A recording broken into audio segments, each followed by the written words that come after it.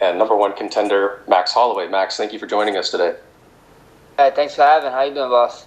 Very good, thanks. We'll go first to Nolan King with MMA Junkie. Your line has been unmuted.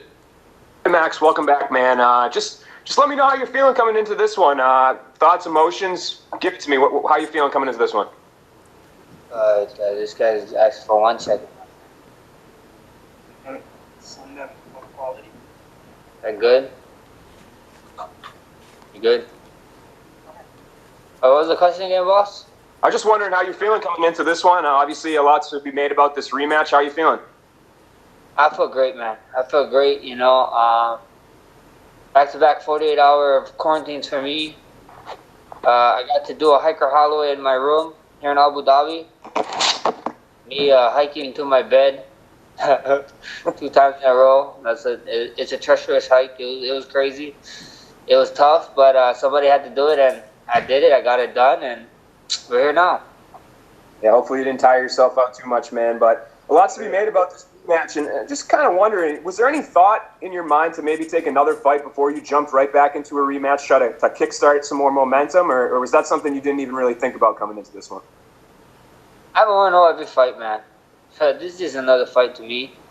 Whatever the UFC wants, whatever the fans want, this is a fight they came with us. They came to us, and why turn it down? At the end of the day, I wasn't over here petitioning like these other guys for anything. The champ called me out. He called me out. So at the end of the day, that's why we're here. Ain't no fight. Ain't no take a fight, get momentum, this and that. It's just a fight. It's just another fight, and I can't wait to go out there and do my thing. And you say how you say how Alex called you out. You don't usually see that from a guy that wins a belt, where he kind of calls out the guy he just beat. So why do you think that is? I have no idea. That's a question you probably got to ask him. I think he got media today, so you can ask him that question. I can't answer for the man. I'll do just that. And his coach, Eugene Behrman, did a few interviews recently. He was very respectful towards you. But one of the things he said that I thought was really interesting, he said he felt like you couldn't undo years of training to make the right adjustments to beat Alex. Kind of what's your response to that? How do you go when you were in the gym? Do you feel like you made the proper adjustments looking at that first fight? I wasn't really in the gym for this one. The whole pandemic and stuff. We was doing it through Zoom, but he can say what he said. He got successful fighters. He think he knows the in and out of the fight game because of the guys that he got in his stable. But at the end of the day, I like to believe I'm a different breed.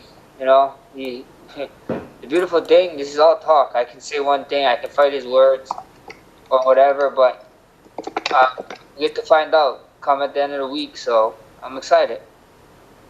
Sure, man. And last question for you. I guess, what's your prediction? How do you get it done in this one? I'm going to go out there, do my thing, have fun with it, and, wise man once said, don't leave it to the judges. They only make you cry, so that's my mind, My mind says go out there. If it's a decision, it's a decision again, but I'm looking for a finish, I want to finish. It's been a while since I finished, so that would be good fun. Appreciate the time, Max. Good luck, man. Thank you, brother. We'll go next to Ezekiel Bergonzi with Super Luchas. Your line is unmuted. Hello, Max. How are you? Good, boss. How you doing?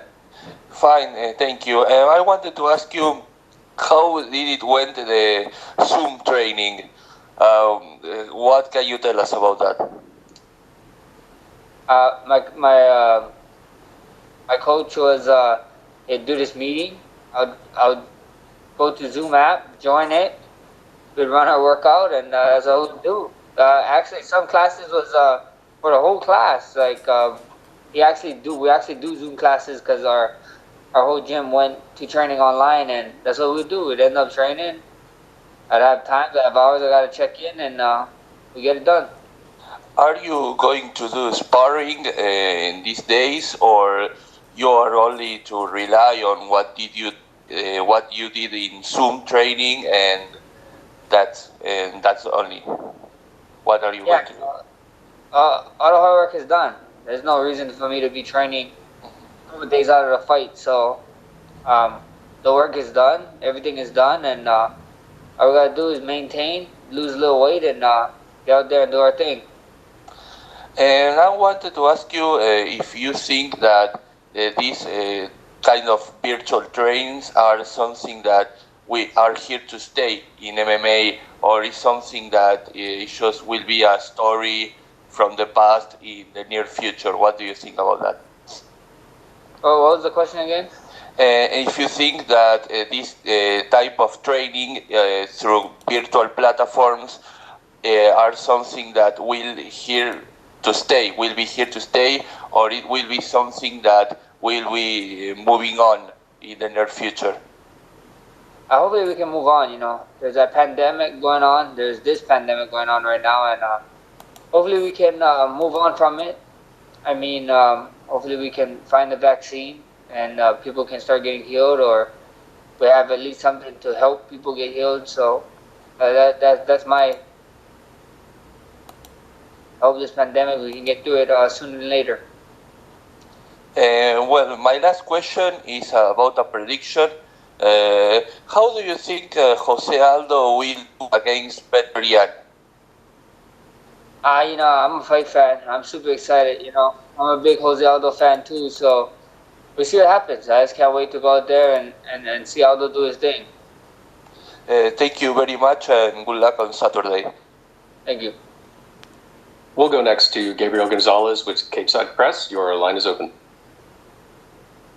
Hey, Max. I was just curious, you've called Vegas the 9th island, Toronto the 10th. Is Yas Island number 11? I mean, that's the only right thing to say. We're in the 11th island, baby. So we're here. I'm kind of bummed that me and my team can't really go venturing around like we usually do it and really get into it and really learn the culture. I'm sad about that part, but maybe here in the future, later on when everything is figured out and, you know, this pandemic thing slows down, we can come back and actually get to know the land and get to know the culture better and really take this 11th island on. Looking at the featherweight division, obviously this is the huge fight and it's your priority. When you look at some of the other guys doing work right now, Yair, Zabit, Korean Zombie, who do you think is up there that might be in the title fight next? I have no idea, to be honest. I don't know who's next. I don't even know the rankings. I just fight, man. I just want to fight, and whoever UFC comes with me, sends me a contract, we sign the dotted line, and we be on our way. To go back to the early days of the pandemic, everyone really responded to your message about, hey, I'm a public figure, but we all got to maintain our distance. I can't take a picture with you, but if you want, you can point to the floor. I'm curious, I mean, you must be the most popular guy in Hawaii when you're outside. Were fans, you know, were they doing the Ricardo Lamas? Were they trying to do that when you were out and around?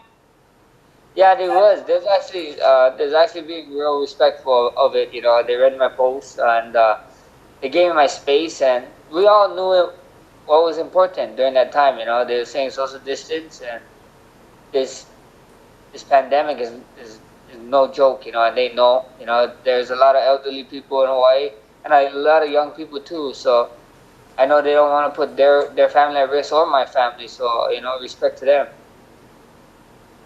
I was watching DC and Helwani, and Cormier said that he had to apologize to you because he kind of gave away too much in the recent detail. Can you just talk about, you know, I guess, what was that conversation like? It is what it is. You know, DC is doing his job, which makes me mad because, you know, the next fight after this one is the baddest man on the planet title, super heavyweight. Myself versus him, so he better go do his job August, because I'm gonna do my job this upcoming weekend, and we can fight for this baddest man on the planet belt. The final question, he said that when he asked you about the whole Zoom training and all this stuff, if you were serious, that your corner people or your friends were laughing in the background saying you were messing with them. Can you just confirm, like, is it true? Like, are you messing with all of us, or did you seriously do this? Just you by yourself? I seriously did this Zoom stuff. You know, I was a big advocate of staying home, being smart, making all the right decisions, especially with the lockdown in Hawaii. It was super serious. when this pandemic happened. So it was serious, man. I'm serious about it. You know, everybody keep thinking, I don't believe him. I don't do this. I had four title fights in a matter of 12 months. I got a bunch of experience. I don't need sparring. I've been sparring since I was 16. I'm 28 now. I've been sparring a bunch, and it's just good to reset. It was like a hard reset for me, and I feel great. Hey, thank you, Max. Best of luck. Thank you, brother. We'll go next to Jim Varsalone with the Miami Herald. Your line is open. All right, thank you. So when you first heard about the idea of Dana White's UFC Fight Island, what did you think? I was thinking, hopefully that island is Oahu, Hawaii. When did you get to Fight Island? How was the transportation there? Small group bringing? And what is it like on Fight Island? We got here Monday morning, Sunday morning, early. It's just crazy, you know. We went to Vegas. We did a quarantine there. We came here. We did another 48-hour quarantine. It was pretty cool. And like I understand all the procedures, all the precautions that UFC is making us take, and I respect that. So it's just my time here been pretty much inside a hotel, you know. But it's just another fight week, so I can't wait. Yeah, because I was curious, are there restaurants around inside where you guys are able to go, or is it just really the hotel and the fighting area and things like that, or did they develop it and build a little more for you guys to do a little bit at least? I mean, there is some open stuff, but the way our training and the way we fighting time here is like pretty much everything's closed. I mean, there's restaurants. When we first got here, well, it was super cool. Like the hotel was feeding not only the fighters but the whole teams too. Like they just come drop off food, breakfast, lunch, and dinner. So that was super sick. And yeah, you know, there's some things open on the island. There's a big, I guess, a big quarantine safe area for us, but we have yet to explore. Well, what's it also like being a part of this? Because really, you're a part of history, part of the first show on Fight Island. This is huge. This is huge for sure. You know, like you said, this is a big card. This card is supposed to be like International Fight Week. You know, and especially with all this pandemic coming on and everything, it is just insane that I get to be a part of this card, and I'm happy. You know, like what you said, this is history. No one's gonna be able to take this away from me. You know, I get to enter my name in the history books, and here we go on the weekend. And lastly, for me, again, thank you. I like your mask, and the message there is bless yourself. Can you tell us a little bit about the mask and the message? You know, always make sure you bless yourself. You know, I talked about it. I talked about you know, depression a little bit when I was going through it in 18 during those crazy times. All the doctor stuff was going on, and you know, that helped me get out of it was good people, good friends, good families, and everyone. But at the end of the day, you gotta bless yourself first, and then you start receiving blessings from everybody else. That's the message. Hey, all the best. Thank you. Thank you, brother.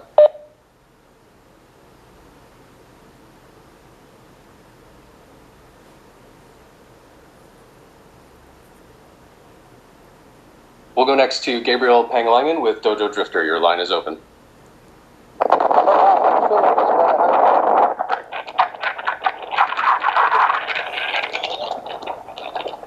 Gabriel, can you hear us? Okay, we'll go to Joe Coleman.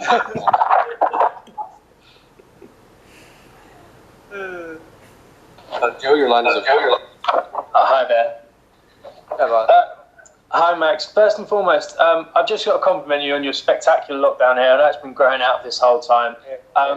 Can fans expect to see you sort of showing that off in the octagon, or are you going to treat us to a little snap before we get in there? No way. I'm keeping the hair. You know, you guys got Fade Max for first part of my UFC career. The last part, get used to the hair. It might even be a little bit more longer in the future. So it's here to stay, guys. Amazing. For the first time in what feels like an eternity, you're entering a featherweight world title fight as a challenger. Has that changed your mindset at all during this fight, or or are you still coming in as hungry as ever? Didn't change at all. You know, if you guys know, you guys do research of me. I'm 0-0 every fight. I'm 0-0 every fight. You know, I always told you guys I don't need the belt to prove that I was a champion. The belt was just to let you guys know that I was what I knew I was. You know, and at the end of the day, it's just another fight to me. I can't wait to go out there, do my thing, come this weekend. I know obviously you've spoken a lot about your Zoom training and how difficult it's been training in the pandemic. Something you've spoken about before is learning new striking techniques from playing EA Sports UFC games. Is something, you know, just improvising and adapting to difficult situations, is that just sort of typical you? Is that something you sort of thrive on? Yeah, for sure. You know, I think so. You need to adapt in anything, especially in mixed martial arts. Mixed martial arts is a adapting sport. You know, you look at the guys who was on UFC 1, UFC 2, to like UFC 10. You know, try to put them in the UFC now. It's just different times. It's all about adapting. You know, and that's what we do. You know, I always talk to you guys. I always said we always wanted to be in front of the pack or leading the pack, and not one of those guys who's chilling in the middle. You know, adapting to everything is just a way of life. You've come out and said specifically wanted this rematch. He was the one that asked for it. Do you feel that's a mistake by him to get straight back in with you, or? You know, I don't know. I don't know if it's a mistake or whatever. It is what it is. We're here now. We're a couple of days out, and I just can't wait to get this done.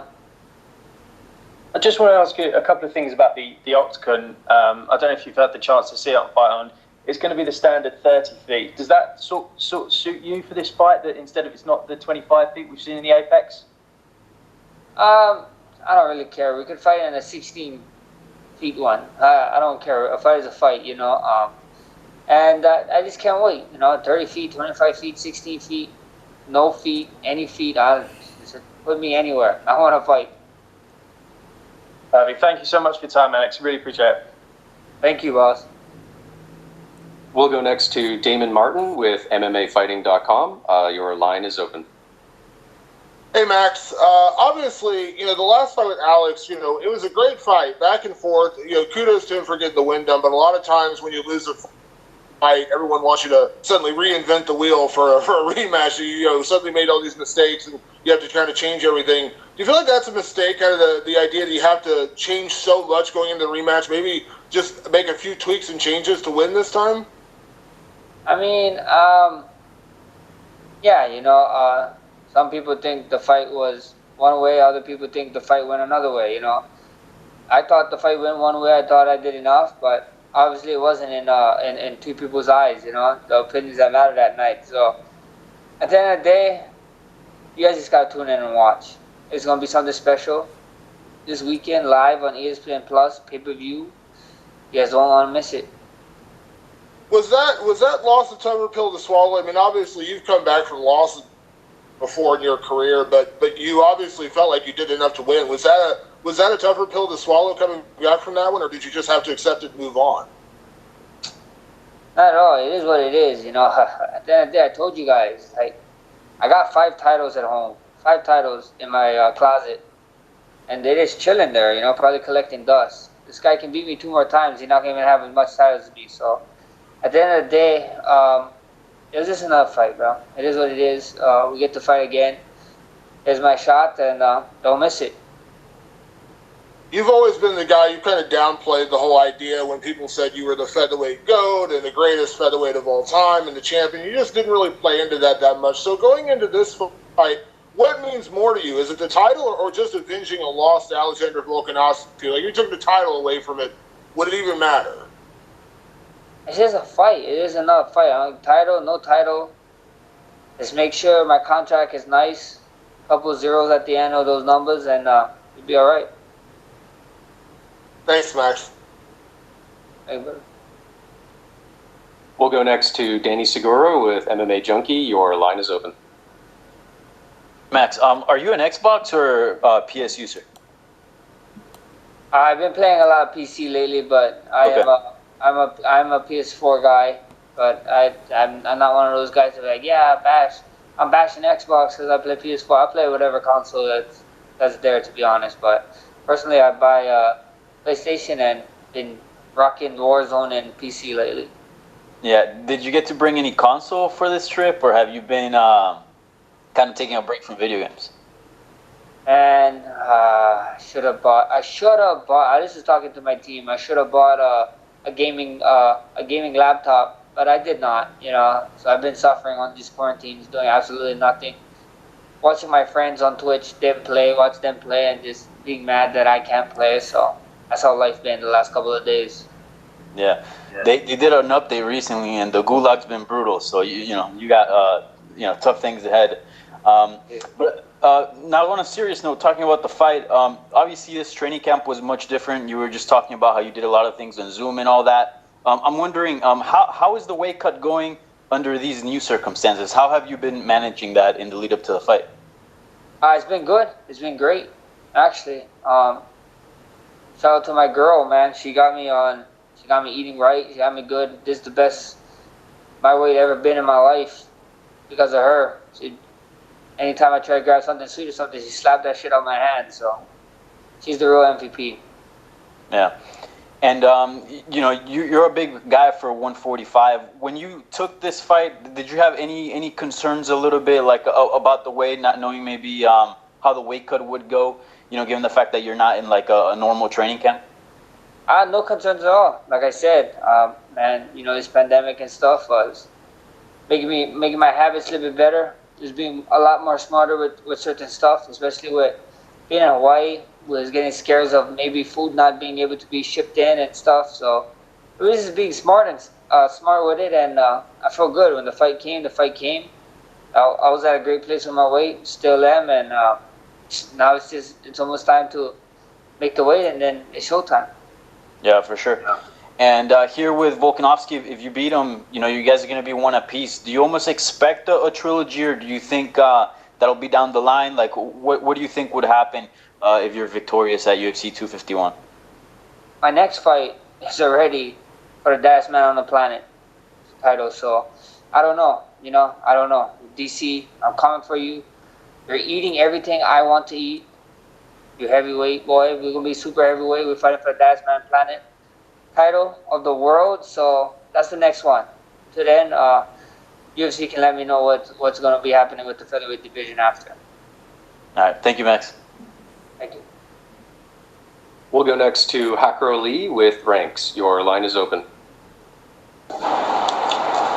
Hey Max, how you doing? Doing good, boss. How you doing? Good.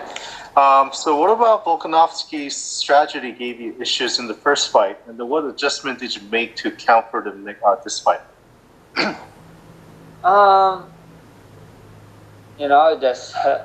something he's got to see to the weekend. It's gonna be something special. If you have family or friends or people that is not into MMA and you want them to become a fan, make them tune in this weekend. All right. So as you know, the top 5, Yair Rodriguez and Jabit has a fight scheduled. Also, Ortega and Korean Zombie are almost scheduled to fight. Who would you like to face first if you win this fight? Whoever. Well, UFC send the contract. I told you I didn't even know they was fighting. I don't really watch too much fights around my division. I don't really care, to be honest. Like the last man said, I have bigger problems to face, and that's in the gulag. So at the end of the day, it's whoever.